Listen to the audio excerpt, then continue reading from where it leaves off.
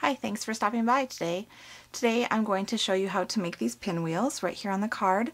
And the nice thing is that these are super easy to do and you're going to have a lot of creative ideas that you can do with them. So let's go ahead and get started. So you may not be aware, but Close to My Heart has workshop on the go kits, and each of these kits come with their own exclusive stamp set. And this is the exclusive stamp set from the Miracle kit.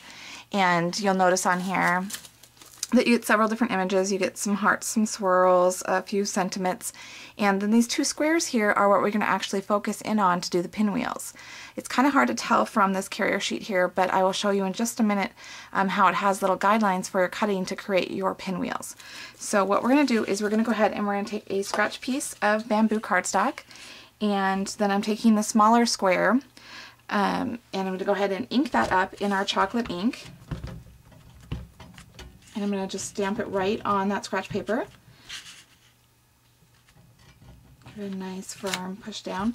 And so now you can see here, if you look on the corners, there are these straight little diagonal lines that come from each corner. Those are our little cutting diagrams for doing our pinwheel. So first what we're going to do is we're going to go ahead and we're going to cut out this square. And once we have it all cut out, then we're going to, like I said, use these little cut lines here that they've marked on here to cut along. So we're going to do each of the four corners. So basically you're creating your little flaps for your pinwheel. And then you have two options. You can go ahead and start folding one side in with this pattern side up, or you can do it with the flat.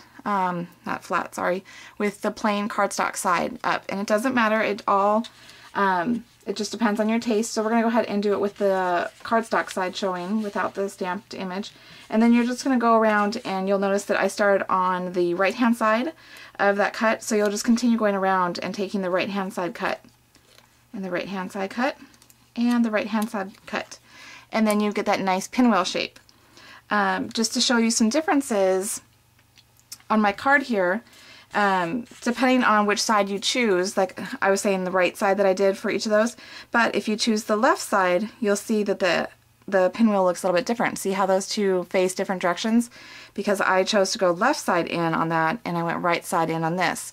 It's just a small little change, but it makes a big difference on how it appears. And so then you'll just simply take a glue dot to put down in the middle to hold those little flaps in. And then you can go ahead and decorate it like I have with just, in my card sample, I just took a small little circle from our Craft Color Ready borders and I put that in the center there to finish it off. Or you can take a little button, and that covers up the excess glue dot that you had there, and that makes for another cute little embellishment. And then just a couple other things to show you with these pinwheels. So you know how I was saying that you could use the cardstock side or the pattern side facing up when you started folding in. This one shows an example of how if I left the pattern side facing up and then started folding in, how the bulk of what you're going to see is that pattern, whereas just the slight subtle cardstock, the solid color, is going to show when you fold that in. So just kind of a different change, a difference that you'll see when you're creating those pinwheels, but it gives you a lot of versatility. So it's a really fun set, really easy to make your pinwheels, which are really trendy right now. So I hope you've enjoyed this, and I've inspired you a little bit. And if you'd like to get your own kit to create these fun little pinwheels, you can do so by visiting my blog at sunnydaymemories.blogspot.com. Thanks for stopping by.